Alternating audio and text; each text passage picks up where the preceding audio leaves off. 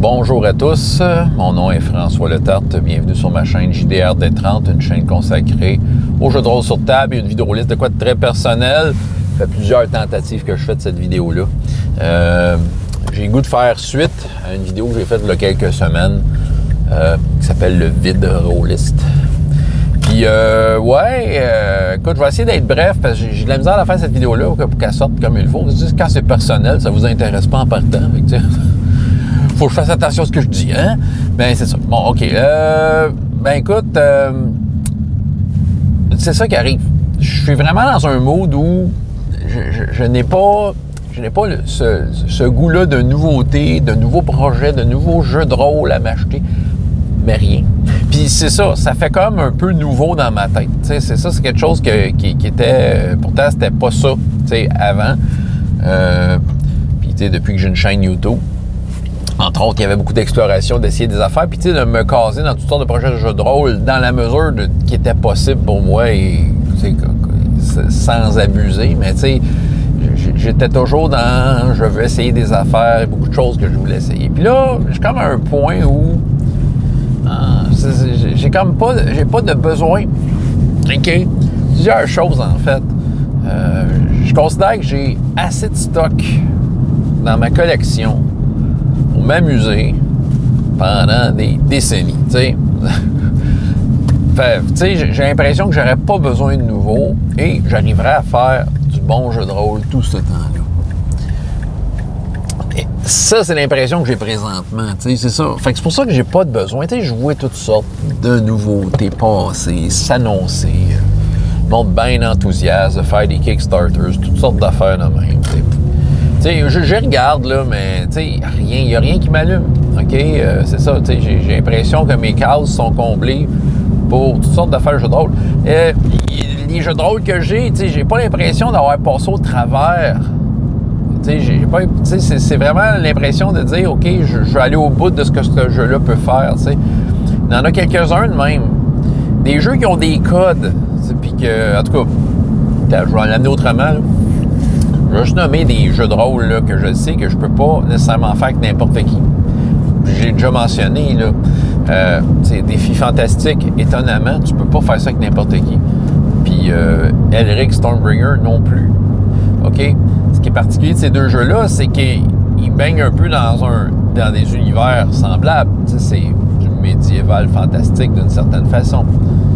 Mais l'expérience que j'en ai, là, avec les différentes tables que j'ai eues, je pense que ça va être le sujet d'une autre vidéo, mais le monde embarque là-dedans, puis s'ils connaissent pas, s'ils sont pas trop au courant des codes, même quand tu leur expliques, mais quand ils ne vivent pas les codes, ils sont pas déjà fans de ce code-là, de Livre dans les héros, de la saga d'Elric, puis qu'ils jouent, là, ils vont jouer comme s'ils étaient dans Donjons et Dragons.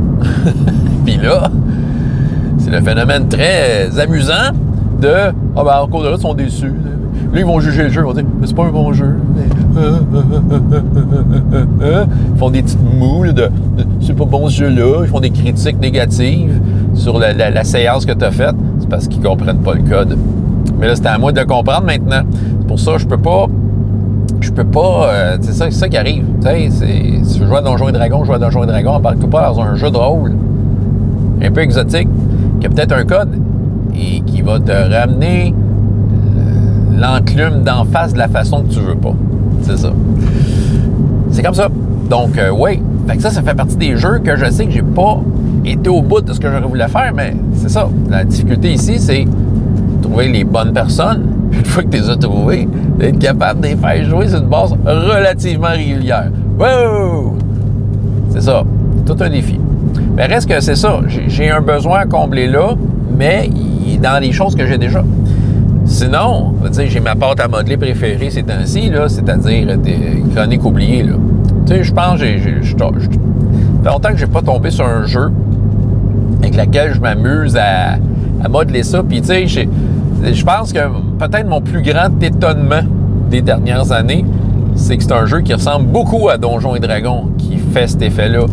Et surtout avec des affaires qui, au départ, ça m'attirait pas. Tous les éléments de high fantasy puis tout ça, c'était pas mon bag mais là, Chronique oubliée, c'est qu'on est en plein là-dedans, mais j'aime de la façon que c'est fait ce jeu-là. J'aime beaucoup, puis je m'amuse beaucoup, ça correspond beaucoup à un style de meneur de jeu que j'ai. Fait que, tu sais, je le sens que je peux faire longtemps que ce jeu-là. C'est le sentiment que j'ai. Donc, j'ai aucune envie d'aller voir ailleurs. C'est ça. Fait que j'ai une certaine sérénité par rapport à ce que je fais en termes de jeu de rôle. C'est ça. Puis j'ai pas besoin de plus de games. T'sais, OK, bon, j'en fais intensément avec la parascolaire qui finalement n'est pas terminée, là, pour ceux qui ont suivi ma vidéo de vide rôliste, que j'annonçais que ça se terminerait, mais c'est pas terminé finalement, il y en a encore. Ce qui est très flatteur, là, veut dire j'en ai pour quelques semaines encore. Après ça va être fini pour de vrai, pour l'été. Après ça, j'ose présumer que je vais revenir l'année prochaine. Et d'ailleurs, sûrement, je vais avoir plein de vidéos qui vont raconter comment je vais me préparer parce que là, suivant l'expérience des 2 dernières années, l'organisation matérielle, logistique, de tout ça, je vais essayer d'améliorer mes choses. J'ai déjà des petites idées. Fait que c'est sûr que je vais, avec beaucoup de passion, vous en parler. Ouais. L'autre affaire, je voulais dire par rapport à ça, ben c'est ça, j'ai pas de besoin de partir des games en fou, là. Tu sais, des fois, oui, j'avais des désirs, des jeux, il faudrait absolument que j'y joue, mais là, regarde, je suis réaliste, je peux pas, premièrement. Mon temps de jeu de rôle à moi est déjà complet, OK? Je joue à Uncharted Worlds, puis ça, je vais en reparler de ça, évidemment, une fois de temps en temps, parce que, bon, c'est ça, c'est la game. Je fais ma dose de science-fiction avec une gang le fun, on rit en masse, je joue ce soir, j'ai déjà très hâte. Que demander de plus? Je pense que j'embarque dans Ride, puis je fais mon effort de joueur comme il se doit. Je m'intéresse, je réécoute les games, je commente. On a des échanges entre les games. C'est ça qui est le fun. J'aime ça, savoir qu'on s'intéresse communément. Quand on joue pas, mais on a encore une façon de se parler, de se pitcher des affaires, s'envoyer des messages. J'aime ça. Des games avec mes enfants qui vont se maintenir. Ça, c'est sûr et certain que ça, je vais en faire tant qu'ils vont en vouloir. Je suis toujours très fier de leur faire de quoi, d'essayer de leur organiser de quoi avec les petits amis. Tout ça, d'ouvrir des occasions de faire du jeu de rôle avec eux autres. Mais c'est pas mal ça se tient à ça. Puis c'est ça, il y en a qui vont dire « Oh ben c'est triste ». Mais non, c'est pas triste pantoute. Je suis vraiment dans un moment de sérénité et de y aller mollo. Et ce qui est très ironique en même temps, parce que 31 mai 2023, ça va être le 10 ans de ma chaîne YouTube. Il y a de quoi célébrer! Sauf que je ne sais pas qu'est-ce que je vais faire. Du monde m'ont donné des idées, là. C'est pas mal toutes des bonnes idées, là, mais en même temps, c'est des idées de... Je pourrais faire ça dans des vidéos plus régulières là, de mes vies de rôlistes. Et d'ailleurs, justement, ça a été tant qu'à célébrer, tant qu'à créer un événement de l'ordre mondial, ben les 10 ans de JDR D30, je vais essayer de faire concorder la 1000e vidroliste. Donc, oui, la vidroliste numéro 1000 va être la journée de mes 10 ans. Ça va être probablement le sujet. Sûrement rappeler de bons souvenirs. Mais je ne sais pas, tu sais, il me semble que dans des affaires de même, tu devrais célébrer. Mais moi-même, là, mes anniversaires, je vais vous dire un secret, là. Tu sais, moi, les journées de mon anniversaire, là, tu sais, je ne trippe pas à me faire fêter tant que ça, tu sais. C'est ça. Tu sais, je pense juste que le monde me souhaite bonne fête, that's it, tu sais, ça devrait s'arrêter là. Puis je le sais, cette année, j'ai de la pression. Le monde veut le savoir. Qu'est-ce que tu veux faire pour ta fête? Parce que, figurez-vous donc, là,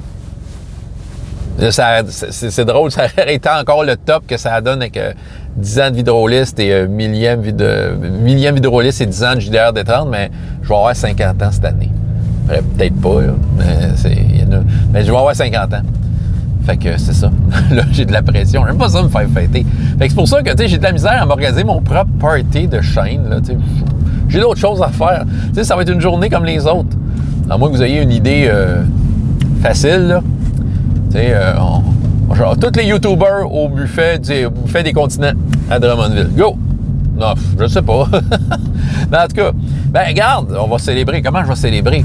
Ça sera pas une vidroliste, mais normalement, j'ai une game d'Uncharted World cette journée-là. Fait que, yeah, on va le souligner, tu sais. En tout cas, c'est très ironique, parce que je suis comme dans un mode très neutre par rapport au jeu de rôle, avec, OK, j'ai ce qu'il me faut pour me rendre heureux, puis, mais en même temps, tu sais, je sais que, tu sais, j'ai comme un milestone, tu sais, qui est là. Il y a une autre chose qui arrive aussi. Tu sais, la vie, ça arrive pas tout seul de même, des les événements. Il y a quoi qui dormait dans ma vie depuis probablement trop longtemps. T'sais. J'ai une autre passion dans la vie que je pratique en fait. Là, la musique, là, j'en parle. J'enseigne la musique. Je joue de la musique pour des enfants. Ça m'arrive de faire des gigs de chansonnier, de jouer dans des petits bands de cover. Ha ha ha, on a bien du plaisir. C'est vrai que c'est plaisant. Mais c'est pas comment je pourrais dire, la pratique de cette passion-là, la musique, c'est pas à travers tous ces différents événements-là que ça va se faire. Ça va l'entretenir, mais je veux dire, avant là, d'avoir des enfants, je faisais de la musique assez souvent dans des bandes de punk, de crottés. On faisait des festivals dans le fond d'un champ plein de boîtes avec plein d'autres bandes de punk ou dans des sous-sols. Puis on avait du fun noir.